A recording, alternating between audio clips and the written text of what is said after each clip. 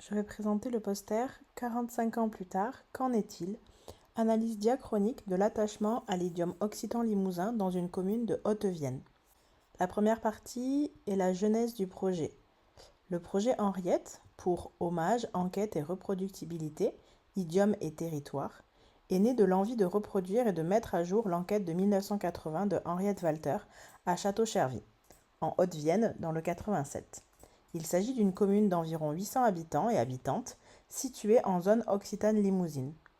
L'un des objectifs du projet est de rendre compte de l'attachement à la langue à 45 ans d'écart, dans une perspective diachronique.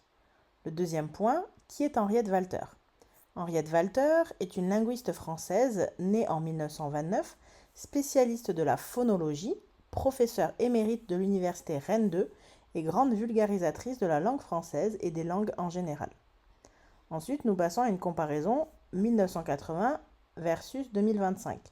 Donc tout d'abord, des renseignements techniques. Les protagonistes en 1980, c'est Henriette Walter et Pierre Lallet, le directeur de l'école de Château-Chervy, qu'on nommera après CC. En 2025, les protagonistes sont la chercheuse Lucie Marine Robert, la mairie de Château-Chervy et Henriette Walter lors d'entretiens avec Lucie Robert. Pour la distribution du questionnaire, en 1980, il a été distribué à l'école, aux élèves de l'école et à leurs familles. En 2025, il a été distribué à toute la commune. En 1980, le format était papier uniquement. En 2025, le format était hybride, papier et en ligne. Le type de question en 1980, c'était surtout sur la compréhension du Limousin, sur le Limousin, si le Limousin était parlé et si oui, dans quelle situation. Pour le type de question en 2025, donc reproduction à l'identique du questionnaire de 1980 et ajout d'une deuxième partie, donc biographie et compétences linguistiques des témoins et de leur famille. En plus de questions, évidemment, en 1980 et en 2025, sur des renseignements personnels. Le nombre de réponses en 1980, Henriette Walter a eu 93 réponses au questionnaire. En 2025, nous en avons eu 42, entre juin 2025 et février 2026. La troisième partie, donc, c'est sur Comprenez-vous le Limousin? Donc en 1980, 91 sur 93 personnes répondent comprendre le Limousin. Pour les deux ne le comprenant pas, l'une est de Bretagne et l'autre née dans le département, de parents non originaires de la région. En 2025, 29 sur 42 personnes répondent comprendre le Limousin. Une personne ne répond pas à cette question. Des 12 ayant répondu non, 4 sont du 87, donc de Haute-Vienne, dont une de Château-Chervy. Une est de Corrèze, en zone Occitane-Limousine, et 7 sont hors zone Occitane-Limousine. Le quatrième point, parlez-vous le Limousin? En 1980, 83 sur 93 personnes répondent parler le Limousin. Sur les 10 ne le parlant pas, 6 avaient moins de 20 ans, 3 moins de 35 ans, et la seule personne âgée, donc 62 ans, était fonctionnaire, fils d'instituteur. En 2025, 16 sur 42 personnes répondent parler le Limousin. Des 16 le parlant, 15 sont originaires du 87, dont 5 de Château-Chervy. Une vient de Saint-Étienne, dans le 42. Et sur les 26 ne le parlant pas, 13 sont du 87, dont 2 de Château-Chervy. 2 de la zone Occitane-Limousine et 11 hors zone Occitane-Limousine. Toutes celles le parlant sont nées entre 1930 et 1960. Le cinquième point, parlez-vous le Limousin dans ces situations? Donc il y a une série de situations et les gens disent s'ils parlent ou pas le Limousin dans ces situations. Donc par exemple, la première situation c'est pendant le travail.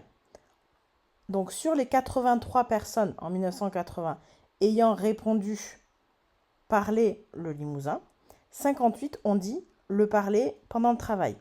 63 ont dit le parler avec les parents. 48 ont dit le parler avec les frères et sœurs. 31 avec les enfants.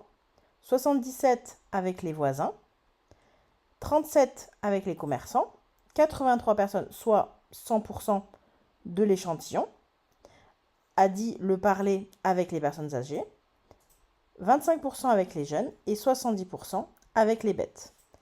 En comparaison, en 2025, sur les 16 personnes ayant dit le parler, 2 ont dit le parler pendant le travail, 6 ont dit le parler avec les parents, 4 avec les frères et sœurs, une personne avec les enfants, 7 avec les voisins et voisines, 0 avec les commerçants et commerçantes, 12 avec les personnes âgées, 2 avec les jeunes et 9 avec les bêtes. Cependant, pour 2025, nous avons réuni les cas où les témoins répondent parler uniquement le limousin dans ces situations et les cas où il et elle parlent limousin et français. Mais cependant, il y a très peu de cas où le limousin est la seule langue d'usage. Pour un témoin avec les personnes âgées, pour un autre avec ses frères et sœurs, et pour 4 avec les bêtes. Pour tous les autres cas, le français est également utilisé. Pour 1980, nous ignorons s'il s'agit de cas où le limousin est seul employé ou s'il est également fait usage du français.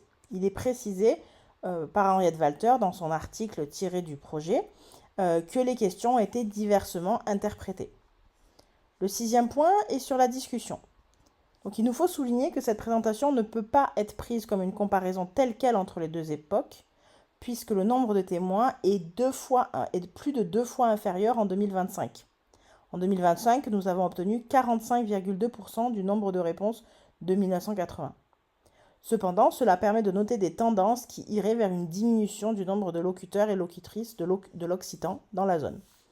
Et le 7e point est sur les perspectives. Donc, pour les perspectives, nous avons la publication d'un premier article en cours, donc sur la méthodologie du projet et les premiers résultats, puis la rédaction d'un deuxième article qui se fera à l'automne avec de l'analyse de l'ensemble des résultats stabilisés. Le 3e point, donc nous sommes en train de faire et nous allons continuer de faire des entretiens semi-dirigés avec les témoins ayant accepté. Et enfin, on va intégrer ces données au travail de thèse.